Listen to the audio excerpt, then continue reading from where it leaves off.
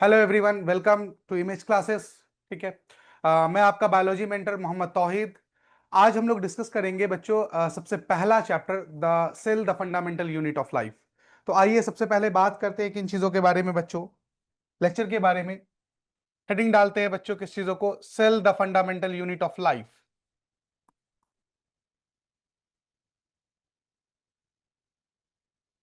Cell the unit of life. देखो बच्चों, ये हमारा प्योर ऑनलाइन बैच है for class 9th regular student. जिस बच्चे ने भी अब तक बायोलॉजी बिल्कुल जीरो पढ़ा होगा, कुछ भी नहीं पढ़ा होगा, बिल्कुल इस बैच में हम स्क्रैचलेस बायोलॉजी हम लोग स्टार्ट करेंगे, बिल्कुल 0 से 100% तक लेकर के चलेंगे। किसी भी बच्चे को अगर ये लग रहा होगा कि बायोलॉजी एक रट्टाफिकेशन वाला सब्जेक्ट है, बायोलॉजी में हमें बिल्कुल नहीं आता, अभी क्लास 8 तक हमने नहीं पढ़ा था, 9th में आपको डर लग रहा होगा कि क्या होगा, क्योंकि यहाँ पर आने के बाद आपके क्लास 9th में फिजिक्स अलग है, केमिस्ट्री अलग है, बायोलॉजी अलग है। तो इस सब्जेक्ट में खासतौर पे स्पेशली बायोलॉजी की अगर मैं बात करूं, क्योंकि मैं आप लोगों को बायोलॉजी पढ़ाऊंगा, बायोलॉजी मेंटर हूं, तो बायोलॉजी के सब्जेक्ट में अगर हम बात करते हैं तो आपको बिल्कुल फियरलेस रहने की जरूरत है। मैं बिल्कुल जीरो से उठा करके बिल्कुल आपको 100% तक लेकर के जाऊंगा। मतलब जो बेसिक से लेकर के एडवांस तक की चीजें, वो सारी चीजें क्लियर होंगी। हो सकता है कि आपने ये चैप्टर क्लास 8th में भी था, आपने नहीं पढ़ा होगा, वहां पर उतना ध्यान से नहीं पढ़ा, तो यहां पर घबराने की जरूरत नहीं है, क्योंकि यही चैप्टर मैंने जैसा कि ओरिएंटेशन क्लास में भी बोला था आप लोगों से कि ये चैप्टर एज इट इज उठा करके आपके क्लास 11th में भी है बच्चों। तो आप चाहे आगे चल करके नीट दीजिए, ठीक है ना, वहां पर भी ये चैप्टर आपका आएगा। तो आपको बिल्कुल बेसिक से लेकर के, चाहे वो क्लास 8th की चीजें आपने ना पढ़ी होगी, कोई दिक्कत नहीं है, जीरो से उठा करके बायोलॉजी में आपको 100% तक लेकर के चलेंगे। तो बिल्कुल बेसिक से लेकर के एडवांस तक लेकर के चलेंगे, यही तरीका हर एक सब्जेक्ट का रहेगा। हमारे जो इमेज क्लासेस की टीम है वो बिल्कुल बेसिक से लेकर के आपको एडवांस लेवल तक चलेंगे, जिसकी वजह से आप चाहे कोई भी एंट्रेंस एग्जामिनेशन दे रहे हो, चाहे वो आपका एंट्रेंस हो, चाहे वो आपका बोर्ड हो, कोई भी एग्जामिनेशन हो, वहां आप फोड़ करके आएंगे इंशाल्लाह। तो आपको बेफिक्र होकर के यहाँ पर बस क्लासरूम में दो तीन चीजों का डिसिप्लिन मेंटेन करना है, दो तीन बातों का ख्याल रखना है। आपको रेगुलर क्लास करना है, जो आपको एसएपी मिलेगी, आज भी एसएपी अपलोड हुआ होगा, जो एसएपी मिलेगी वो एसएपी आपको रोजाना करके लाना है, उस एसएपी का सॉल्यूशन को आपको मैच करना है। ठीक है। बिल्कुल बेफिक्र होकर के क्लास करनी है, रेगुलर क्लास रखना है, बस ये चीजें।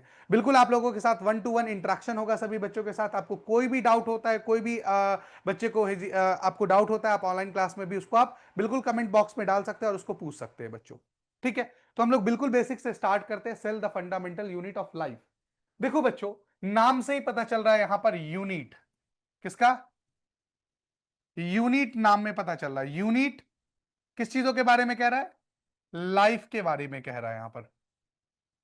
जैसे आप कोई भी चीज बनाते हो, जैसे फॉर एग्जांपल अगर हम बात करते हैं, एक घर बनाते हो, तो उस घर में जो सबसे छोटी इकाई होगी, सबसे छोटी यूनिट होगी, सबसे पहली बार एक ईंट डाला गया होगा। वैसे ही हमारे बॉडी के अंदर, चाहे वो कोई भी लिविंग ऑर्गेनिज्म हो, चाहे वो एक यूनिसेलुलर ऑर्गेनिज्म हो, चाहे वो एक मल्टी सेलुलर ऑर्गेनिज्म हो, उनके अंदर जो सबसे बेसिक यूनिट होगी, वो unit, that unit is called as cell. उस यूनिट को हम लोग क्या कहेंगे बच्चों, सेल कहते हैं। उस यूनिट को हम लोग क्या कहेंगे बच्चों, याद रखेंगे, that is called as cell. तो सेल के बारे में डेफिनेशन में हम लोग क्या लिख सकते हैं बच्चों, what do you mean by the cell. जिसके अंदर भी जान है, जिसके अंदर कुदरत ने, अल्लाह ने, भगवान ने जान दिया है, लाइफ है, लाइफ अगर एग्जिस्ट करता है, तो वो क्या कहलाएगा बेटा, उसके अंदर जो सबसे बेसिक यूनिट होगी, that unit is called as cell. चाहे वो एक यूनिसेलुलर प्रोकैरियोटिक बैक्टीरिया हो, चाहे एक वो ब्लू व्हेल, एक multicellular complex higher class organism blue whale हो या ह्यूमन हो, उन सब के अंदर जो बेसिक यूनिट होगी, सबसे छोटी इकाई होगी, वो इकाई क्या कहलाएगा बच्चों, that is called as cell. तो सेल के बारे में हम लोग डेफिनेशन क्या लिख सकते हैं, cell is the basic structural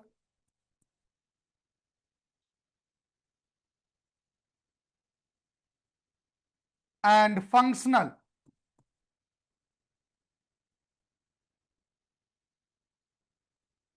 unit of life.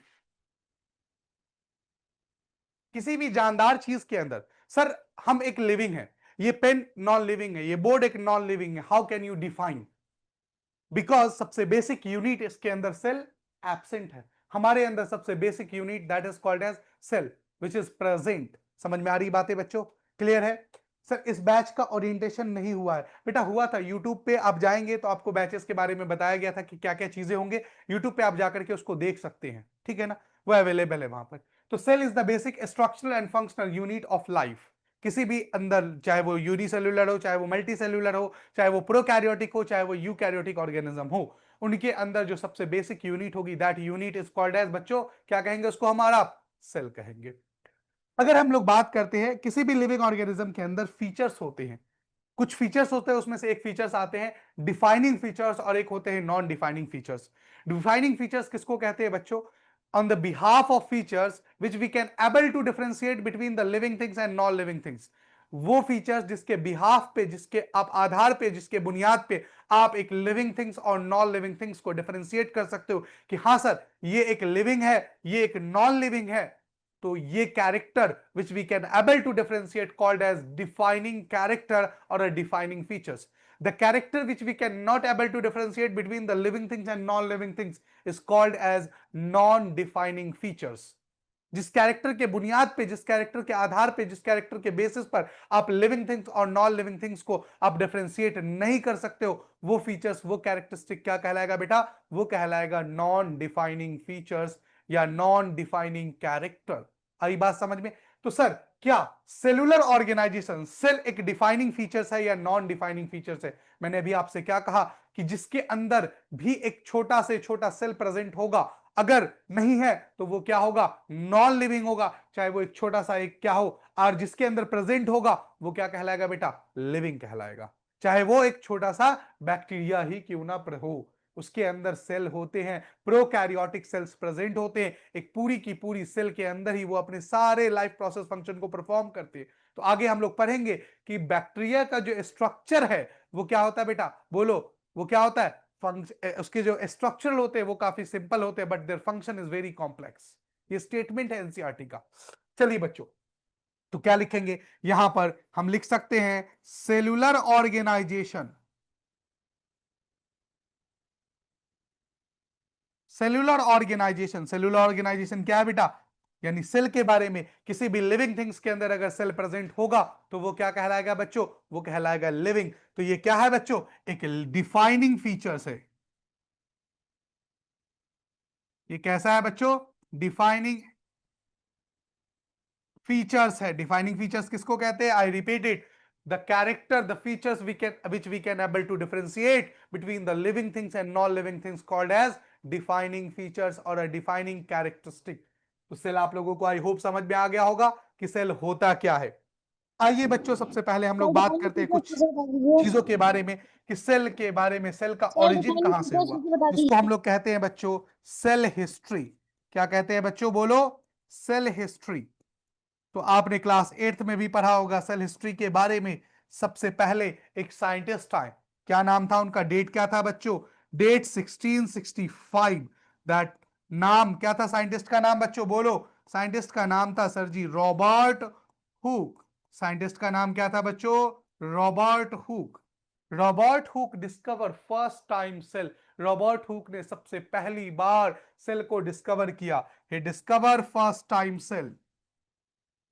He discovered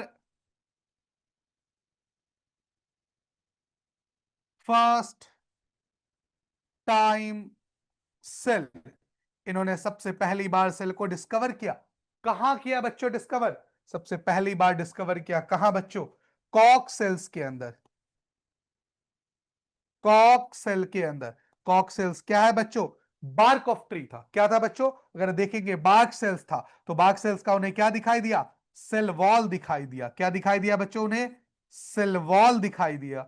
और यू नो दैट कि सेल वॉल कैसा होता है बेटा? नॉन लिविंग होता है। कैसा होता है बेटा? या आप नॉन लिविंग की जगह आप लिख सकते हो डेड होते हैं। कैसे होते हैं बच्चों? डेड्स होते हैं। तो रॉबर्ट हुक ने जिस सेल को सबसे पहली बार डिस्कवर किया वो सेल कैसा था? डेड सेल था। बच्चों, आप किसी भी चीजों को भूल सकते हो, बट ये डेट, ये सेल हिस्ट्री में जितने भी पॉइंट्स आपको बताते जा रहा हूं, आप अपना नाम भूल सकते हो, आप अपना घर का पता भूल जाओ, अगर आप अपना किसी भी चीज को भूल सकते हो, बट ये सेल हिस्ट्री में जितने भी साइंटिस्ट के नाम है, जितने भी साइंटिस्ट के नाम है, जितने भी डेट्स है, उस डेट को आप नहीं भूल सकते। आपको वो डेट हर हमेशा याद रखना पड़ेगा। अगर आप अपनी बायोलॉजी को अच्छा करना चाहते हैं तो। क्योंकि ये जो यूनिट है ना, ये जो सेल चैप्टर है ना, इस यूनिट का कनेक्शन हर जगह कहीं ना कहीं आपको मिल जाएगा। चाहे आप रिप्रोडक्शन पर हो, चाहे आप बायोडाइवर्सिटी पर हो, चाहे आप हेरिडिटी एंड एवोल्यूशन पर हो, चाहे आप किसी भी टॉपिक को आप उठा करके देख लो, हर जगह आपको सेल पढ़ने के लिए मिलेगा।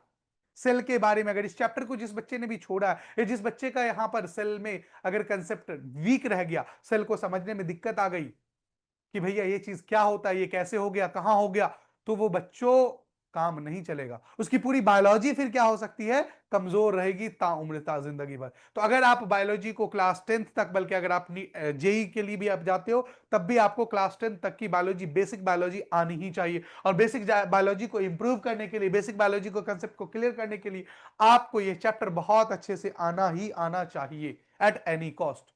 कि भैया mitochondria is known as power house of the cell, ये बात आप भूल नहीं सकते। भाई ribosome is known as protein factory, आप ये बात भूल नहीं सकते। भाई क्या ATP is also known as, क्या कहते हैं उसे, energy currency of the cell, ये बात आप कहीं से काट नहीं सकते और ना ही कहीं से भूल सकते। अगर आपको बेसिक स्ट्रॉन्ग करना है तो हम लोग बेसिक से लेकर के चलेंगे इस बैच में, अगस्त 2.20 में बिल्कुल बेसिक से लेकर के चलेंगे एक 100% तक, एक टॉप नॉच लेवल तक। स्क्रैचलेस बायोलॉजी को हम लोग यहां पर तैयार करेंगे, हर एक चीज डिटेल में पढ़ते हुए जाएंगे। आपको ऐसा बिल्कुल भी फील नहीं होगा इस बैच में कि हमें, चाहे वो बायोलॉजी हो, चाहे वो केमिस्ट्री हो, चाहे वो फिजिक्स हो, कि हमने इससे पहले नहीं पढ़ा, इससे पहले क्या होता है, नहीं होता है। हर एक चीजों को हम लोग बिल्कुल बेसिक से लेकर के चलेंगे बच्चों। क्लियर, आते हैं पॉइंट्स पे। तो आप इस डेट को, इस साइंटिस्ट को बिल्कुल भी भूलने की गुंजाइश आपके साथ नहीं है। Who discover first time cell, आप क्या जवाब दीजिएगा, Robert Hooke, date 1665, scientist Robert Hooke, date 1665। सवाल, रॉबर्ट हुक ने जिस सेल को डिस्कवर किया था वो सेल कैसा था? सर वो सेल डेड था। वो कैसा था बच्चों? डेड सेल था। Is that clear? तो अगर पॉइंट्स में, क्वेश्चंस में लिखा हुआ रहता है बच्चों क्या, कि who discover first time living cell, बच्चा ना आओ देखता है ना ताओ देखता है, सेल की डिस्कवरी देखी, सेल हिस्ट्री से देखा, डिस्कवरी देखा और सीधा साइंटिस्ट लगा देता है नाम में रॉबर्ट हुक। अरे भैया रुको जरा, क्या कह रहा है? लिविंग सेल लिखा है, अगर लिविंग सेल मौजूद है तो रॉबर्ट हुक का आंसर नहीं होगा। तो can anyone please tell me कि क्या होगा, who discover first time living cell, living cell को डिस्कवर किसने किया है बच्चों, बताइए। Who discover first time living cell, living cell को डिस्कवर करने वाले साइंटिस्ट कौन थे, बता सकते हैं बच्चों?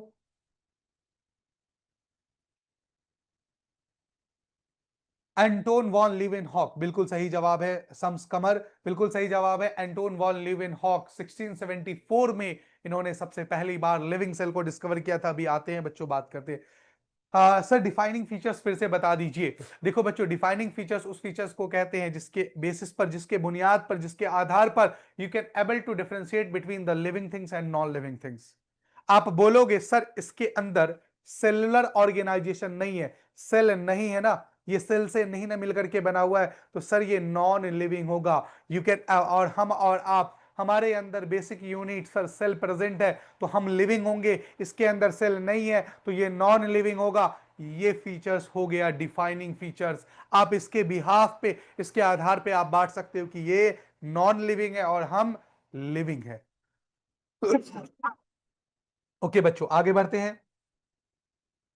अगला पॉइंट हम बात करते हैं,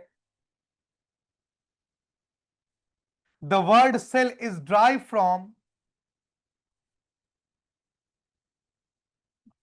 the word cell is drive from Latin word.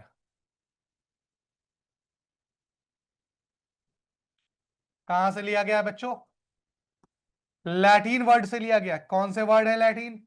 Sir cellula है। The word is cellula. Sir इस लैटिन वर्ड सेलुला का मीनिंग क्या होता है, मतलब क्या होता है? What is the meaning of cellula? Cellula का मतलब क्या होता है? Which means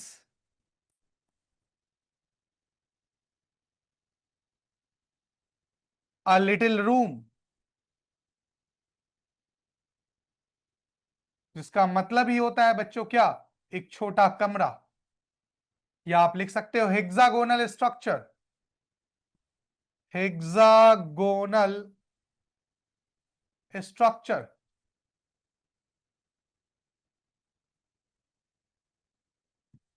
A short compartments, a honeycomb like structure.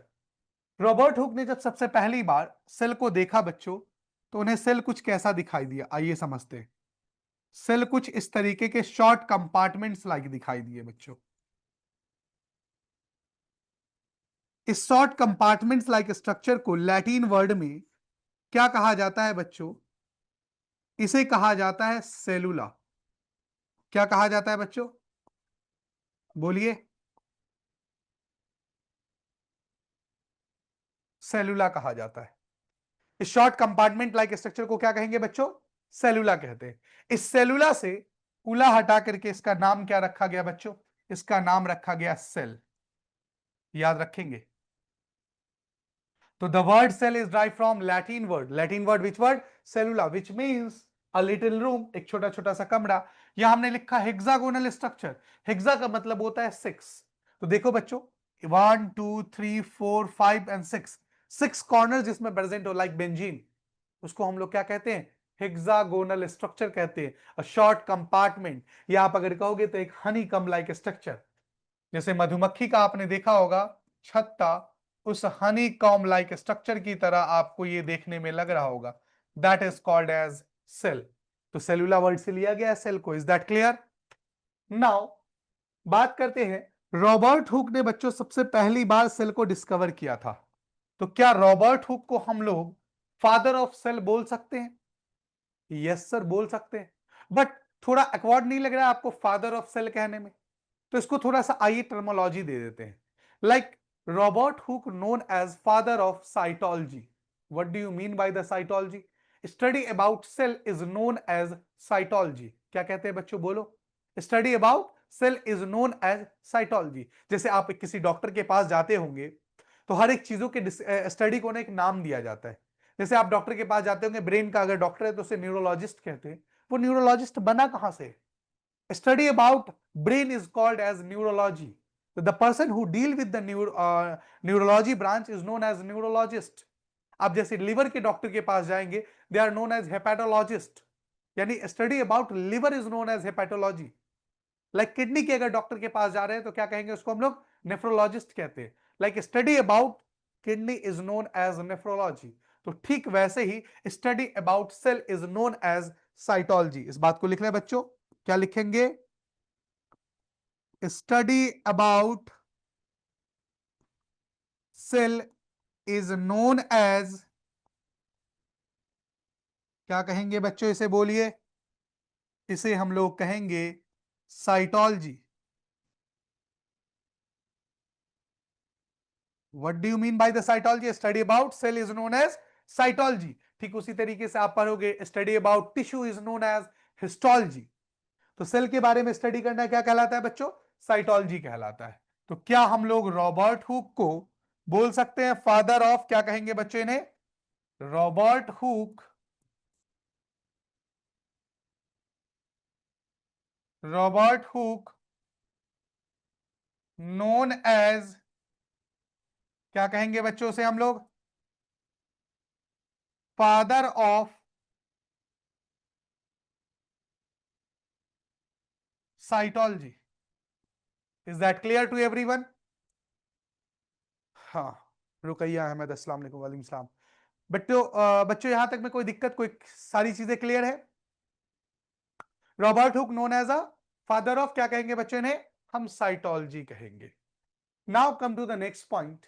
हमने आपसे अभी क्या सर कहा? इन्हें फादर हमने ऑफ आपसे अभी सेल कहा क्यों नहीं कि कहते? रॉबर्ट हुक ने जिस सेल को डिस्कवर किया था वो सेल कैसा था बेटा जी? वो था डेड सेल। तो who discover living cell? Living cell को डिस्कवर किसने किया? तो बच्चों याद रखेंगे, एक डेट है 1674। मैं बार बार रिपीट कर रहा हूं। आप अपना नाम भूल सकते हैं, अपने गांव मोहल्ले का नाम भूल सकते हैं, बट किसी भी साइंटिस्ट, किसी भी डेट को नहीं भूल सकते हैं। एक मार्क्स यहां से कंपलसरी है। आप बेटा जेई का एग्जाम देकर के ना, आप जब किसी गवर्नमेंट जॉब के लिए भी तैयारी करोगे ना, जब दोगे ना उसका भी एसएससी का भी एग्जाम, तो वहां पर भी इस सेल चैप्टर से, सेल हिस्ट्री से क्वेश्चंस आते हैं। तो ये आप कतई नहीं हो सकते हैं कि सर हम तो बायोलॉजी लेंगे नहीं, हम क्लास 11th में हम जेई वाले होंगे। तो जेई वाले बच्चे भी याद रखें, इस सवाल को, इस हिस्ट्री को, इस डेट को आप नहीं भूल सकते हो। अपना नाम भूल जाओ, अपना गांव भूल जाओ, लेकिन सारे डेट, सारे हिस्ट्री आपको याद रखने पड़ेंगे, क्योंकि यहां पर भी सवाल आएगा और नीट वाले को तो करना ही करना है। नाउ 1674 साइंटिस्ट का नाम क्या है बच्चों? साइंटिस्ट का नाम है Anton von Leeuwenhoek. Anton von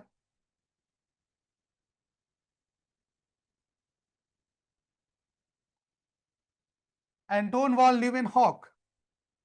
He discovered first time. He discovered first time किस चीजों को बच्चों बोलो? लिविंग सेल को इन्होंने डिस्कवर किया है। किस चीजों को डिस्कवर किया है? लिविंग सेल को। कहां बच्चों? Inside the pond water. याद रखेंगे कहां?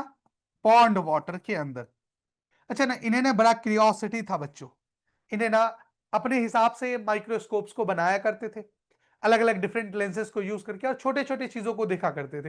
ही discover first time living cell inside the pond water. इन्होंने ह्यूमन स्पर्म सेल को भी डिस्कवर किया, बटरफ्लाई स्पर्म सेल को भी डिस्कवर किया। तो इनकी आदत थी, ये डिफरेंट टाइप ऑफ लेंसेज को बनाया करते थे कंपाउंड माइक्रोस्कोप से, और उससे छोटे छोटे चीजों को देखा करते थे। तो आपसे सवाल होगा, who discover first time living cell? अब क्या जवाब देंगे? Anton von Leeuwenhoek. डेट 1674। कहां? इनसाइड दी पॉन्ड वाटर, तालाब के पानी के अंदर। अच्छा, जब इन्होंने उस माइक्रो ऑर्गेनिज्म को देखा, लिविंग सेल को देखा, तो एक्चुअली में वो लिविंग सेल क्या था? बैक्टीरिया था। बट इन्हें उस टाइम पे खुद नहीं पता था कि ये बैक्टीरिया है। उन्होंने उसका नाम क्या रखा बच्चों? ये भी बात है याद रखना। उसको उन्होंने उसका नाम रखा क्या? Animal Q. याद रखेंगे क्या नाम दिया उन्होंने? उन्हें नहीं पता था कि, अब जाहिर सी बात है, अगर आप तालाब के पानी को, पॉन्ड के वाटर को, नाले के पानी को लोगे और उस ड्रॉप से देखोगे, अगर आप माइक्रो ऑर्गेनिज्म ही दिखेगा, बैक्टीरिया दिखेगा, उसके अंदर लाखों करोड़ों बैक्टीरिया तुम्हें नजर आएंगे। लेकिन उस टाइम तो पता नहीं था कि ये बैक्टीरिया है, तो उन्होंने उसका नाम क्या रखा? Animalcule. Is that clear? तो who discover first time living cell? Anton von Leeuwenhoek. Date 1674। Same scientist Anton von Leeuwenhoek ही 1678 में डिस्कवर किया किस चीजों को बच्चों? He also discover human sperm cell. लिख दो इस बात को, he also discover human sperm cell. इन्होंने ह्यूमन स्पर्म सेल की भी डिस्कवरी की बच्चों। डेट क्या? 1678। Is that clear to everyone? Any doubt?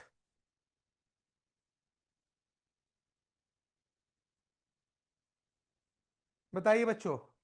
Arham Aseel, Maryam, Ayaan Zafar, इकरा हसनत, कोई डाउट, कोई सवाल हो यहां तक में तो बताइए।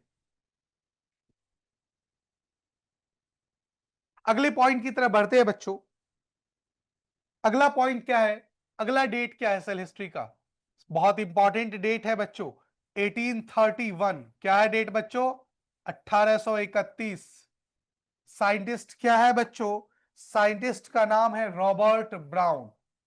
क्या नाम है बच्चों? बोलो। Robert brown. अच्छा, नाम में ब्राउन है, दैट डजंट मीन कि ये ब्राउन मुंडे थे, ऐसा कुछ नहीं। ओके। रॉबर्ट ब्राउन, बहुत अच्छा चीज डिस्कवर किया था इन्होंने, बहुत ही लाजवाब चीज, that is called as nucleus. Robert Brown discover किस चीजों को बेटा? बोलो। ही डिस्कवर किस चीजों को बच्चों? बोलिए। न्यूक्लियस को। What do you mean by the nucleus? Sir जी न्यूक्लियस ये क्या बवाल चीज है? न्यूक्लियस क्या होता है बेटा? न्यूक्लियस, जैसे न्यूक्लियस को हम लोग कहते हैं ब्रेन ऑफ द सेल। जैसे आपका ब्रेन आपके movement of four limbs, hind limbs, आपके सोचने समझने को कंट्रोल करता है, वैसे ही कौन? न्यूक्लियस सेल के मूवमेंट को, सेल के सेल ऑर्गेनल को कंट्रोल में रखता है। अरे भैया, आपके हाथ का मूवमेंट, मुझे, मैं आपको भी टाटा कर रहा हूं, बाय बाय कर रहा हूं, ये हमारे ब्रेन से कंट्रोल हो रहा है, अकॉर्डिंग टू माई विल हो रहा है। हम चाह रहे हैं तो ऐसा हो रहा है। तो हमारी कंट्रोल, हमारे इस फोर लिम्स की, हाथ की, हैंड की मूवमेंट जो है, it is controlled by brain. ठीक उसी तरीके से सेल के सेल ऑर्गेनल के कंट्रोलिंग पावर किसके पास है? न्यूक्लियस के पास है। इसीलिए न्यूक्लियस को क्या कहेंगे? ब्रेन ऑफ द सेल कहते हैं। न्यूक्लियस को हम लोग क्या बोलते हैं बच्चों? बोलो। अभी डिटेल में आगे पढ़ेंगे सेल ऑर्गेनल, तो वहां पर देखेंगे इसे हम लोग ब्रेन ऑफ दी क्या कहते हैं बच्चों? बोलो। सेल कहते हैं। याद रखेंगे, nucleus is known as brain of the cell. Nucleus को हम लोग क्या बोलते हैं? ब्रेन ऑफ द सेल बोलते हैं। Why? Because it control other cell organelle. Cell organelles को ये क्या करता है? कंट्रोल करता है। Now come to the next point. Date है बहुत ही इंपॉर्टेंट, बहुत ही इंपॉर्टेंट, बहुत ही इंपॉर्टेंट। 1838। क्या कोई गेस कर सकता है इस डेट में क्या हुआ था? एनीवन टेल मी, 1838 में ऐसा क्या बवाल हुआ था? हाँ, बवाल ही कह सकते हैं। सेल हिस्ट्री के केस में बवाल ही चीज है ये। सेल हिस्ट्री में क्या हुआ था बच्चों? दो साइंटिस्ट आए, एक का नाम था क्या? Matthias Schleiden, M Schleiden, German botanist. He was a German botanist. और दूसरे साइंटिस्ट थे थियोडर स्वान।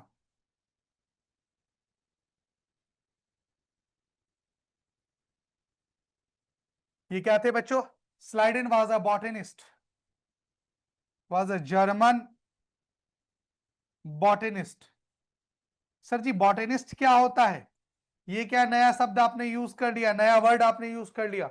देखो बेटा, बायोलॉजी के बेसिक लेवल पे दो ब्रांच, हमने बायोलॉजी क्या कहा? Study about the living cell is known as biology, study about life is known as biology. तो जानदार चीजों को दो हिस्सों में बेसिक लेवल पे बांट दिया गया। एक आया प्लांट, दूसरा आया एनिमल।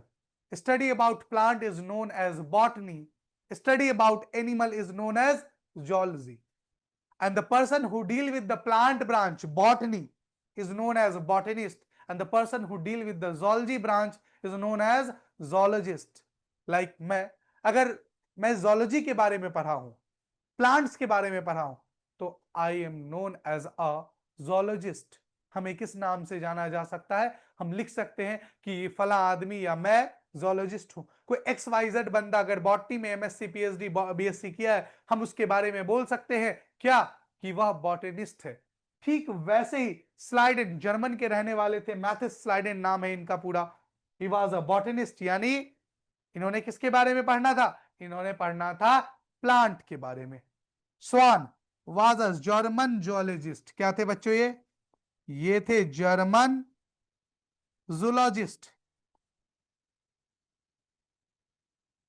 जूलॉजिस्ट किसको कहेंगे बच्चों? The person who deal with the zoology branch is known as a zoologist. इन दोनों ने मिलकर के, स्लाइडेन एंड स्वान ने मिलकर के क्या दिया बच्चों? सेल थ्योरी को दिया। किस चीजों को दिया बच्चों? याद रखेंगे, किस चीजों को कहा? सेल थ्योरी को। तुमसे पूछा जाएगा हु प्रपोज सेल थ्योरी, तुम क्या जवाब दोगे बच्चों? बोलो। तुम जवाब दोगे स्लाइडेन एंड स्वान। अब आइए यहां पर डेट में थोड़ा सा कॉन्फ्लिक्ट है। बच्चे थोड़ा सा परेशान होते हैं कि सर डेट क्या माने? डेट आपको मानना है एनसीईआरटी का, इसके अलावा कोई डेट आपको नहीं मानना है। कुछ जगहों पर एनसीईआरटी में, वैसे गलत नहीं है, कहीं कहीं पर एक आध जगह है पूरे बुक में जहां पर होगा, वहां पर मैं आपको बता दूंगा कि ये एनसीईआरटी का डेटा गलत है, बट मानना आपको एनसीईआरटी ही होगा, क्योंकि एनसीईआरटी लोहे की लकीर है, सरकारी किताब है। आप अगर रेफरेंस देंगे किसी भी एग्जामिनेशन वाले को, किसी भी चैलेंज करेंगे अपने क्वेश्चन को, तो रेफरेंस आपको अदर साइड बुक के रेफरेंस को नहीं माना जाएगा, आपको माना जाता है किसका रेफरेंस? एनसीईआरटी का माना जाता है। तो याद रखेंगे, यहां पर कई बच्चे कह देते 1839 कहते हैं, नहीं बेटा, डेट 1838 याद रखना। आइए इस जरा कंट्रोवर्सी को देखते हैं कि क्या यहां पर 1838 39 में क्या डिफरेंस है। बच्चों बॉटनिस्ट साहब यानी कि स्लाइडेन साहब के बारे में बात करते हैं। स्लाइडेन और स्वान दोनों मिले एक शादी में। कहां मिले? शादी में। हाँ, मजाक नहीं कर रहा हूं मैं, शादी में मिले। तो शादी में मिले तो क्या किया होगा? सर खाना खाया होगा जैसे हम लोग खाते हैं। या बात क्या होगा? अच्छा फला ऐसे फला ऐसे। नहीं, इन्होंने अपने, देखो ये लोग साइंटिस्ट का विजन देखो कितना क्लियर है। शादी में भी मिल रहे हैं, किसी का कहीं मिल रहे हैं, तो अपने स्टडी के बारे में डिस्कस कर रहे हैं, अपने रिसर्च के बारे में डिस्कस कर रहे हैं। तो स्लाइडेन ने स्वान साहब से बताया कि भाई मैं प्लांट के बारे में स्टडी कर रहा हूं और प्लांट के बारे में हमने दो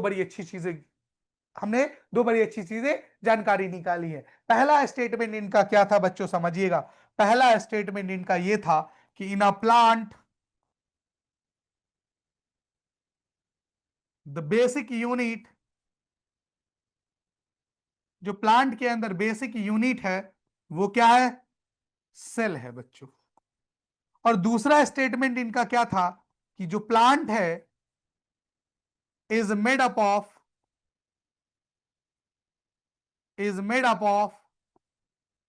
cell, different type of cell, different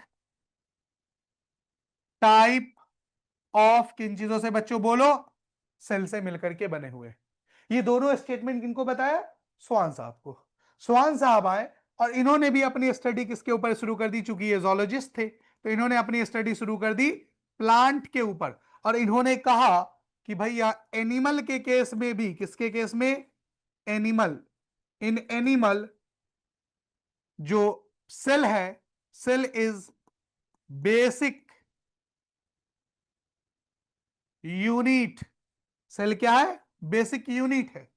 और यहां पर भी इन्होंने दूसरा स्टेटमेंट कहा कि ऑल एनिमल्स, जितने भी एनिमल्स हैं, all animals, all animal is made up of,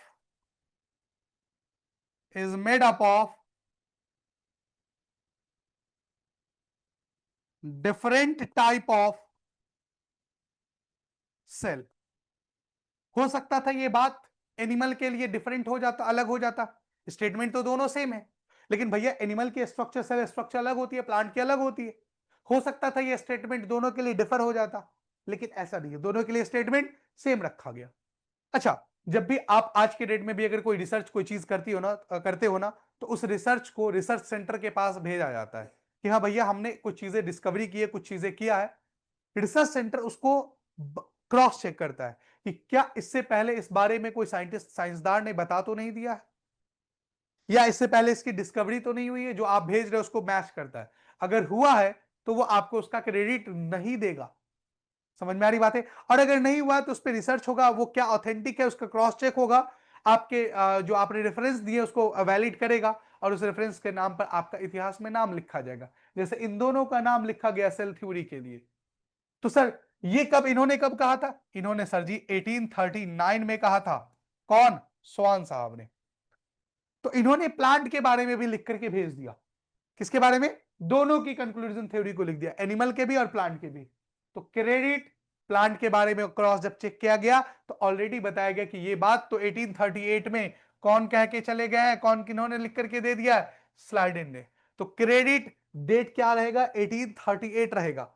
1839 आपको बच्चों नहीं याद रखना है, एनसीईआरटी का डेटा 1838 याद रखना है। और क्रेडिट दोनों साइंटिस्टों को, स्लाइडेन को भी जाएगा और स्वान को भी क्रेडिट जाएगा। आ रही बात समझ में? Who propose cell theory, Schleiden and Schwann. What is cell theory now, what is cell theory, cell theory है क्या? जो आप सेल का डिफिनेशन का पहला स्टेटमेंट पढ़ते हो कि cell is the basic structural and functional unit of life, that is the first statement of cell theory. क्योंकि प्लांट के केसेस में स्लाइडेन साहब ने बताया, एनिमल के केसेस में स्वान साहब ने बताया कि भैया बेसिक यूनिट्स प्लांट का कौन है, स्लाइडेन ने बोला। स्वान ने क्या बोला, एनिमल में भी बेसिक यूनिट क्या है, सेल है। तो एनिमल और प्लांट लाइफ ही तो रहा, सारी चीजें एग्जिस्ट करती है। आई बात समझ में या नहीं? तो हम लोग जो पहला स्टेटमेंट डिफिनेशन करते हैं, cell is the basic structure and functional unit of life, that is the first statement of cell theory. दूसरा स्टेटमेंट क्या है, all life, all plants and animals is made up of different type of cell. जितने भी plants और animals होते हैं वो different type of cell से मिलकर के बने हुए होते हैं। Is that clear? अब इसके अंदर थोड़ी कमी रह गई, इसके अंदर क्या रह गई बच्चों, थोड़ी सी कमी रह गई। उस कमी को पूरा करने के लिए दूसरे साइंसदान आए, कौन, बता सकते हैं आप लोग? आइए समझते हैं। डेट था बच्चों 1855। डेट क्या है बच्चों?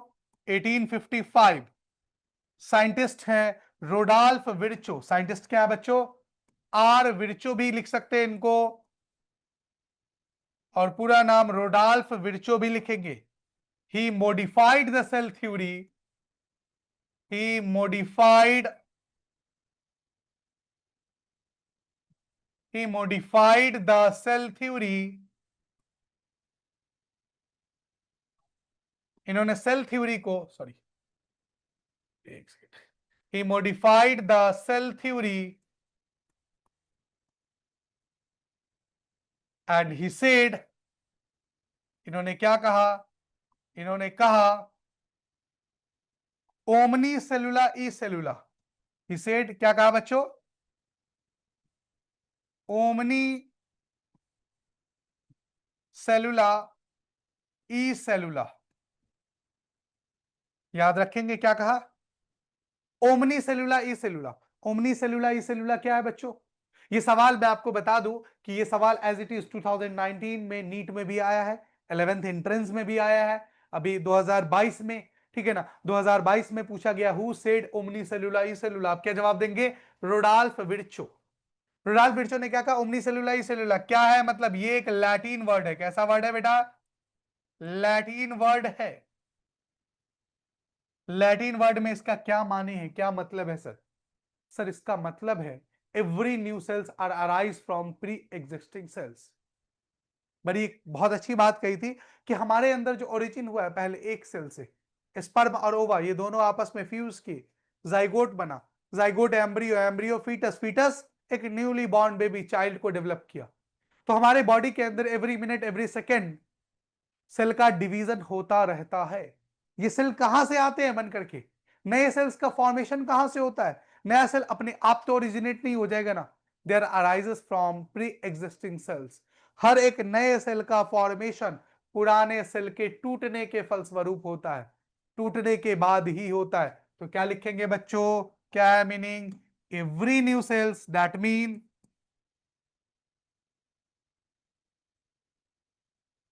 क्या है मतलब बच्चों?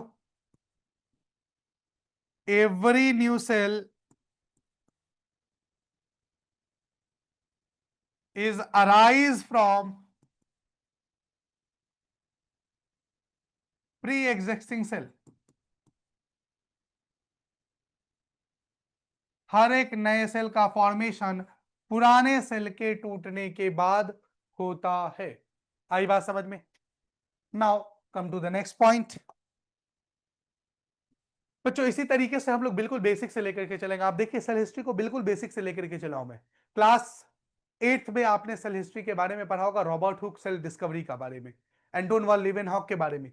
ये सब चीजें बिल्कुल बेसिक से लेकर के चलाओ, धीरे धीरे हम अप लेवल पे लेके जा रहे हैं।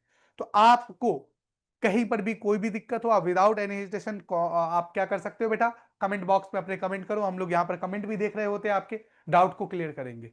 हर एक सब्जेक्ट के साथ ऐसा रहेगा। रोजाना आपको एसएपी मिलेगा, उस एसएपी को आप यहाँ पर से एक दिन बाद उसके सॉल्यूशन डाल दिया जाएगा, उस सॉल्यूशन से आप क्रॉस वेरीफाई करो।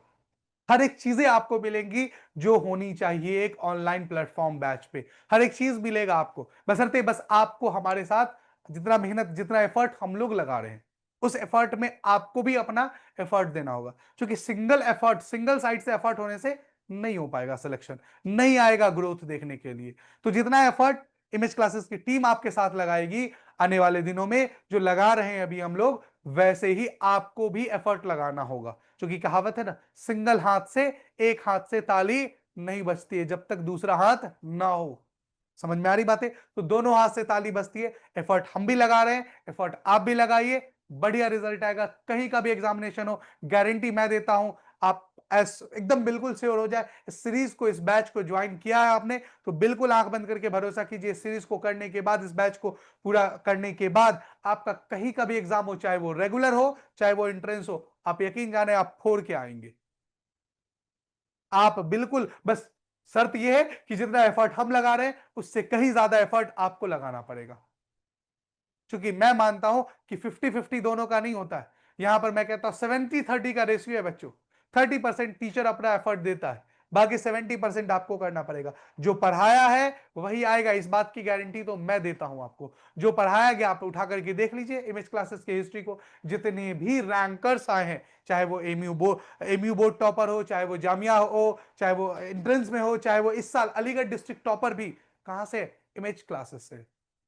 तो अगर आप भी अपने डिस्ट्रिक्ट टॉपर बनना चाहते हैं तो जितना हम लोग आपसे कह रहे हैं, आंख बंद करके ट्रस्ट कीजिए, बिल्कुल आप भी डिस्ट्रिक्ट टॉपर बनेंगे, रैंक 1 बनेंगे। 11th एंट्रेंस हो, चाहे वो एमयू का, चाहे वो जामिया का, चाहे वो बीएचयू का, जहां का भी आप एंट्रेंस देना चाहते हैं। बस एफर्ट हमारे कितना, हमसे कहीं ज्यादा आपको देना पड़ेगा, क्योंकि आपको पढ़ना भी है, आपको मेमोराइज भी करना है, आपको लिखना भी है, आपको उस पर रिजल्ट करना है, तो आपको हमसे ज्यादा एफर्ट देना पड़ेगा बच्चों। इंशाल्लाह सर, डेफिनेटली आई विल। बिल्कुल करना पड़ेगा बेटा, अगर जिंदगी में कुछ सोचा है करने के लिए तो करना तो पड़ेगा, नहीं तो जिंदगी तो क्या है, जिंदगी तो कट ही जाती है, ठीक है ना। कटना, जिंदगी काटना नहीं है, जिंदगी में आए हो तो कुछ लिख करके जाओ, कुछ ऐसा करके जाओ जो आप लोगों को कम से अगले याद रखा जाए कि हाँ भाई फला था जो कुछ करके गया। समझ में आ रही बातें। तो आपको अगर इतिहास लिखना है, जितने भी इतिहासकार हैं देखोगे तो उनके कहीं ना कहीं स्ट्रगल है, सक्सेस का कोई शॉर्टकट नहीं है।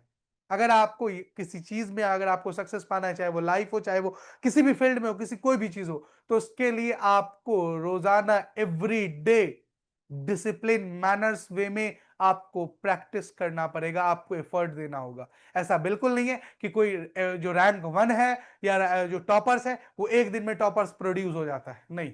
Constant with discipline. आप एक दिन में 18 घंटे पढ़ लीजिएगा, 24 में 24 घंटे पढ़ लीजिएगा और कहिएगा सर हम डिस्ट्रिक्ट टॉपर मार दें, सर हम 11th एंट्रेंस में टॉप कर जाए, सर हम आईआईटी टॉप कर जाए, नीट टॉप कर जाए, दैट इज इम्पॉसिबल। आप जितने भी टॉपर का आप उठा करके कहानी देखिए, उनकी जबानी सुनिए, वो कांस्टेंट रेगुलर 2 साल 1 साल 3 साल तक लगातार मेहनत किए, तब जाकर के वो टॉपर्स बने। ऐसा बिल्कुल भी नहीं है कि कोई बच्चा 9th 10th में ना पढ़ा हो, 11th 12th बहुत अच्छा कर गया, नहीं।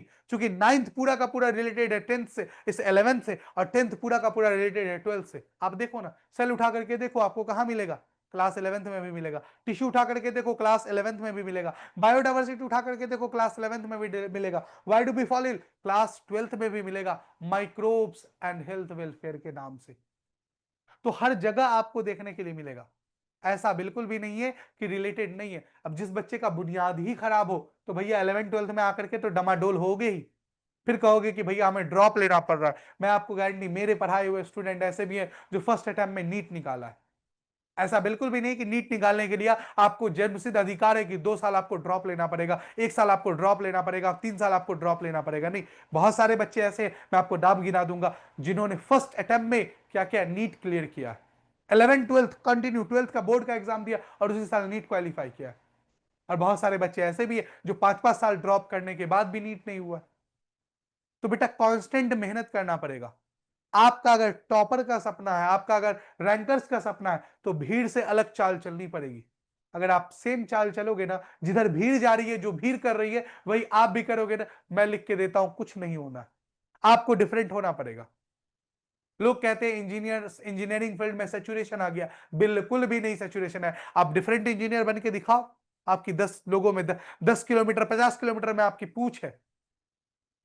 आप डिफरेंट डॉक्टर बन के दिखाओ, कह रहे हैं कि अगले 5 साल बाद डॉक्टर में भी ऐसे सैचुरेशन आएगा, बिल्कुल नहीं आएगा। अच्छे डॉक्टर की, अच्छे न्यूरोसर्जन की, अच्छे कार्डियोलॉजिस्ट की आज भी पूछे, अगले 50 साल बाद भी पूछ रहेगी।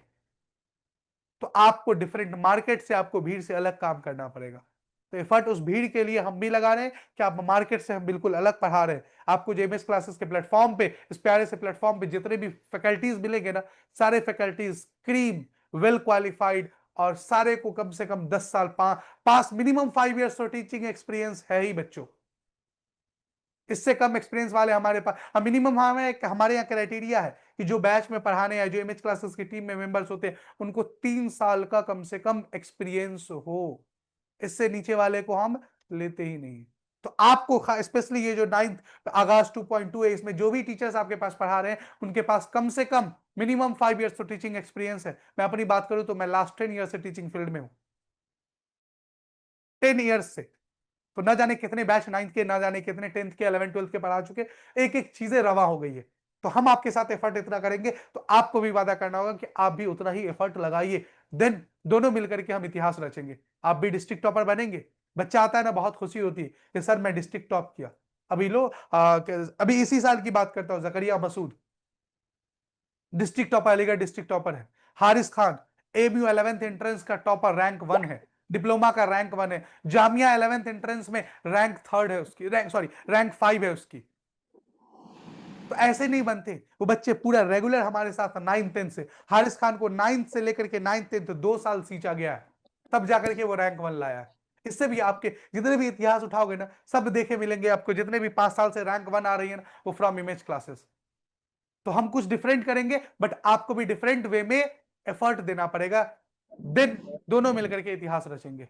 आपका भी बड़े बड़े बैनर्स पे, बड़े बड़े पोस्टर्स पे नाम लिखा जाएगा, फोटो लिखा जाएगा, बहुत प्राउड फील होता है बच्चों। चलिए, तो ये बातें याद हो गई, आप लोगों को समझ में आ गया। Now come to the next point. अगले पॉइंट्स पे आते हैं हम लोग बच्चों। थोड़ा सा डेट हम, चूंकि 1838 से रिलेटेड था 1855, इसलिए मैंने दोनों को एक साथ पढ़ा दिया। थोड़ा सा मैं आपको बैक लेकर के आता हूं बच्चों। 1839 पे साइंटिस्ट हैं बच्चों, क्या? J E Purkinje. क्या नाम है इनका? J E Purkinje. इन्होंने क्या लिखा भैया, इन्होंने क्या कहा? इन्होंने एक नया टर्म दिया, he gives a term that is called as protoplasm. क्या लिखोगे? He gives a term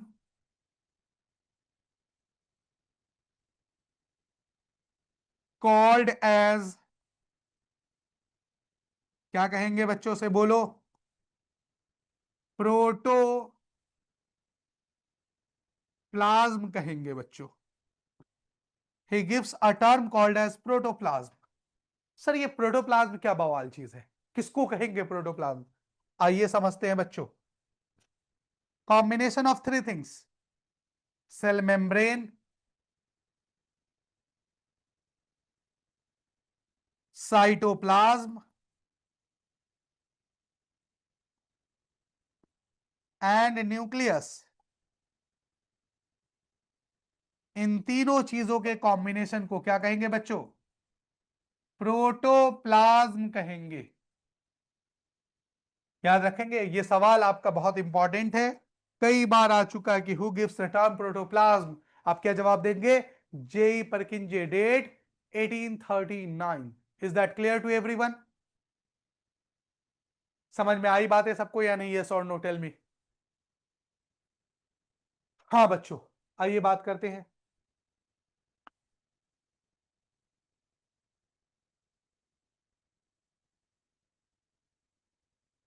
any doubt बच्चों? इकरा हसनत बताइए। आयान जफर,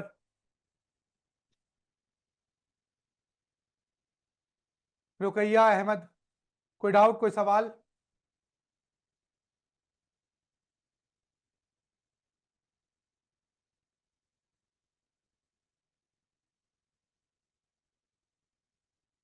चलिए बच्चों, तो आई होप आज के लिए हम लोग इतना ही रखते हैं, ठीक है ना? मिलते हैं नेक्स्ट लेक्चर में आप लोगों से कल, और डिसाइड करेंगे फिर आगे के सेल हिस्ट्री को, सेल इतिहास को। सेल हिस्ट्री तो यहां तक कंप्लीट है। हाँ, एक सेल हिस्ट्री और तुम लोग याद रख लो, जो पीछा तुम लोगों का नहीं छोड़ेगा। 1850, 1850 साइंसदान है बेटा यहां पर दो। कौन कौन से? एक है एमनॉल, और दूसरे हैं बच्चों इरुस्का। एमनॉल और इरुस्का ने क्या किया बेटा? इलेक्ट्रॉन माइक्रोस्कोप का डिस्कवर किया है। किसका डिस्कवरी किया बेटा? Electron microscope. माइक्रोस्कोप और इलेक्ट्रॉन माइक्रोस्कोप में क्या फर्क है? देखो, माइक्रोस्कोप नॉर्मल जो कंपाउंड वाले होते हैं वो डिटेल्ड स्ट्रक्चर ऑफ सेल नहीं दे सकते, लाइक प्लाज्मा मेम्ब्रेन का स्ट्रक्चर। अभी हम लोग आगे पढ़ेंगे fluid mosaic model, which is given by Singer and Nicolson. तो प्लाज्मा मेम्ब्रेन के डिटेल्ड स्ट्रक्चर के बारे में कंपाउंड माइक्रोस्कोप के बाद ही पता चला। लाइक राइबोसोम बहुत छोटा है, 15 से 16 नैनोमीटर का होता है बेटा, बहुत ही छोटा है। इसे कंपाउंड माइक्रोस्कोप से डिटेल स्ट्रक्चर इसके बारे में नहीं पढ़ा जा सकता है। राइबोसोम की डिस्कवरी हुई कब बेटा? 1850 के, सॉरी 1850 ने बेटा, यहां पर 1950, 1950 के 53 में राइबोसोम इज डिस्कवर इन कब बेटा? बोलो 1953। तो जो छोटे छोटे डिटेल्ड स्ट्रक्चर है सेल के बारे में, वो कंपाउंड माइक्रोस्कोप से नहीं, इलेक्ट्रॉन माइक्रोस्कोप में, जिसमें डिफरेंट टाइप ऑफ क्या लगे रहते हैं, लेंसेज लगे रहते हैं, 10x के लिए 100x के लिए दोनों लगे हुए होते हैं बेटा। तो उसके हिस्ट्री के में याद रखिएगा, दोनों साइंसदान है एमनॉल एंड उसका डेट क्या है? 1950। चलिए बच्चों, इंशाल्लाह फिर मिलते हैं नेक्स्ट लेक्चर में।